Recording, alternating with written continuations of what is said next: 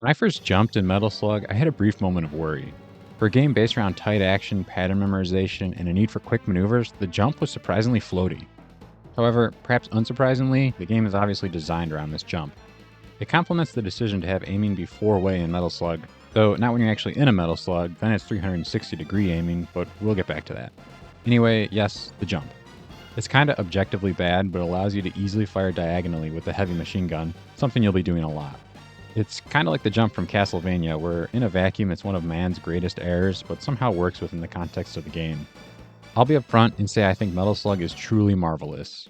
The main claim to fame for the series is just how good it looks, and yeah, it looks incredible.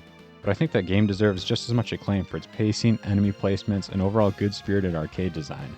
From the off, Metal Slug's complete focus on action makes it one of the most pure video game experiences imaginable.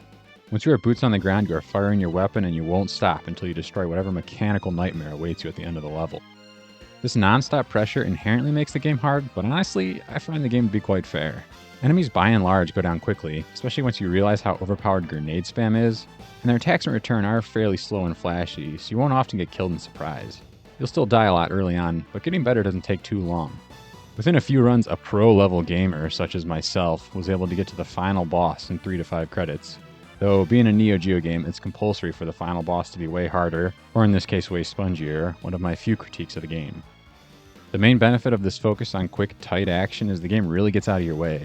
No upgrades to worry about, little downtime spent just running, and none of the dreaded obligatory boss dialogue. You run, you shoot, you rescue prisoners of war, normal, fun video game stuff.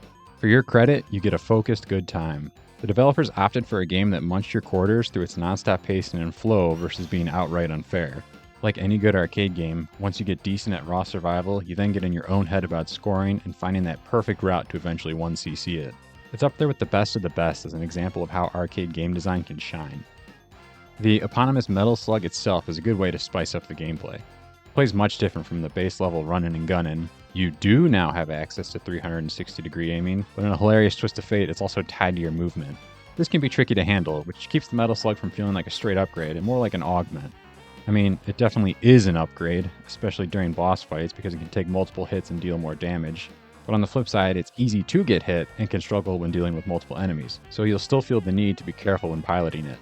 In a stroke of genius, the Metal Slug appears in every level towards the later half and can be brought into the boss fights if you're good enough. It's nice seeing just how much screen time the Slug can have given the game is named after it. And of course, yes, the presentation in Metal Slug is legendary. More than the detailed pixel art, I think the game's adherence to its consistent world and palette are its main highlights. Machines in this world are over-designed, in a great way, but fit because they're not outright ridiculous when compared to everything else.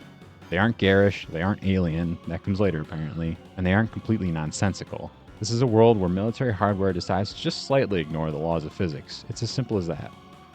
In comparison to the machines, the levels and weapons are presented as surprisingly grounded. Each level has a distinct look that evolves throughout its course of play, but it always feels of a piece. The levels evoke the battlefields of Southeast Asia and both Eastern and Western Europe. It's consistent to the point where I really wish mission interstitials had a world map to pinpoint where exactly everything was located, so I could nerd out over it. Flamethrower is another piece of the game that I can't ignore and is, also surprisingly grounded. This has to be one of the most stomach-wrenching weapons in an otherwise lightweight game, and is a pretty good argument for why flamethrowers are restricted under Protocol 3 of the United Nations Convention on Certain Conventional Weapons. It's so out of place, it wraps back around to being hilarious. So, if you want a good time, you should just play Metal Slug. The game is a raw and unrefined arcade action experience. There's very little getting in the way of the rootin' and the tootin' and the shootin'. It's a classic game for this very reason, and an incredible example of the strengths that can be inherent in arcade game design.